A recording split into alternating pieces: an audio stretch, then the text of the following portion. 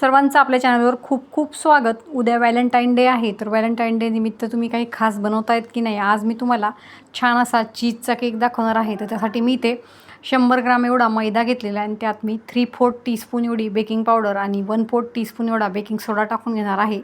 आणि या ज्या संपूर्ण गोष्टी आहेत त्या आपल्याला मैद्यामध्ये मिक्स करून घ्यायच्या आहे। इथे मी 1/4 टीस्पूनने 3 टीस्पून यात टाकून घेतलेले बेकिंग पावडर। आता आपण बेकिंग सोडा 1/4 टीस्पून एवढा टाकून घेणार आहोत। त्याचबरोबर आपल्याला यात 1 टीस्पून एवढी कोको पावडर टाकून घ्यायची। हा जो केक आहे तो चवीला खूप छान लागतो। त्यातल्या त्यात यात चीज असल्यामुळे सर्वजण खूप आवडीनं हा केक खातात। आणि हा जो केक आहे तो थंड झाल्यावर खायचा, गरम गरम खायचा नाही। गरम गरममध्ये आपल्याला टेस्ट कळत नाही, ज्यावेळेस केक थंड होतो त्यावेळेस त्याची चव खूप छान लागते। आता या ज्या संपूर्ण गोष्टी आहेत त्या चमच्याच्या साहाय्याने मी मिक्स करून घेणार आहे। म्हणजे ही जी बेकिंग पावडर आणि बेकिंग सोडा आहे तो व्यवस्थित मैद्यामध्ये एकजीव होईल। आता इथे एका पातेल्यामध्ये साधारण 20 ग्राम एवढं मी बटर घेतलेले, 2 टेबलस्पून एवढं ते बटर भरतं। त्यात मी 110 ग्रॅम एवढं मिल्क मेड घेतलेले। तुम्ही 110 ते 115 ग्रॅमपर्यंत मिठाई मीठ घेऊ शकतात, किंवा मग तुम्हाला आणखी गोड हवं असेल तर तुम्ही त्यात 1 टेबलस्पून एवढी पिठी साखरही टाकू शकतात। 1/2 टीस्पून मी त्यामध्ये व्हॅनिला इसेन्स टाकून घेतलेले। आता या ज्या गोष्टी आहेत त्या आपल्याला विस्करच्या साहाय्याने छान अशा फेटून घ्यायच्या आहे, म्हणजे या ज्या बटरच्या गुठळ्या आहेत त्या निघून जातील आणि फ्लपी असं बॅटर आपलं बनून तयार होईल। खूप छान असा स्मेल या व्हॅनिला इसेन्सचा या बॅटरला येतोय।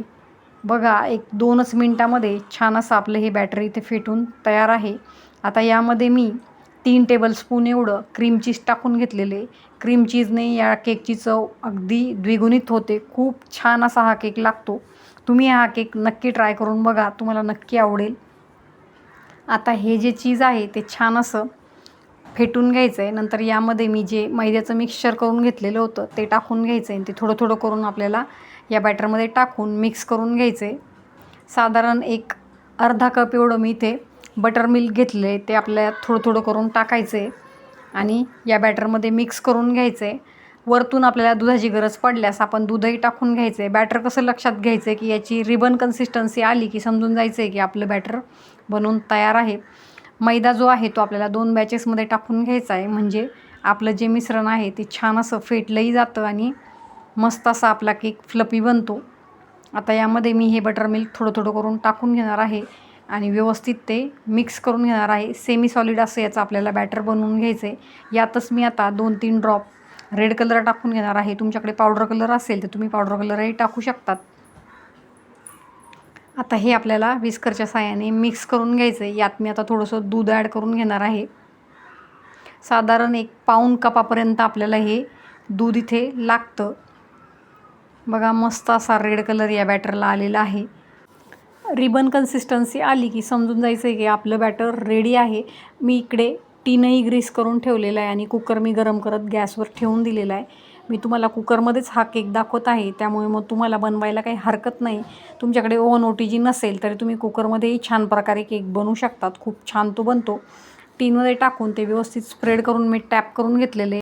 आता यावर वरतून मी 2-3 रेड कलरचे थेंब टाकून घेणार आहे आणि याला थोडासा असा मार्बल इफेक्ट देणार आहे। स्पूनच्या साहाय्याने ते मी या पद्धतीने स्वेल करून घेणार आहे। वरतून तुम्हाला जे हवं असेल ते तुम्ही टाकू शकतात, म्हणजे चॉको चिप्स, ड्रायफ्रूट्स। मी ते माझ्याकडे चॉकलेटची शेव होती ती मी टाकून घेणार आहे। आता हा जो केक आहे तो आपल्याला साधारण 30 ते 35 मिनटासाठी कुकरमध्ये झाकण ठेवून बेक करून घ्यायचा आहे। कुकर मी ऑलरेडी गरम करून घेतलेला आहे। आता हा जो टीन आहे तो आपण कुकरमध्ये ठेवून घेऊयात आणि झाकण ठेवून आपल्याला याला 30 ते 35 मिनटांसाठी बेक करून घ्यायचे आहे। 30 मिनटांनंतर तुम्ही ते बघताय, मस्त असा टम्मा आपला केक इथे फुगलेला आहे। अप्रतिम असा हा केक बनतो। बघा, छान असा स्पॉन्जी केक आपला इथे बनवून तयार आहे। रेसिपी तुम्ही नक्की ट्राय करायची आणि मला कमेंट करूनही सांगायचं आहे की तुमचा केक कसा बनला। व्हिडिओ बघितल्याबद्दल धन्यवाद।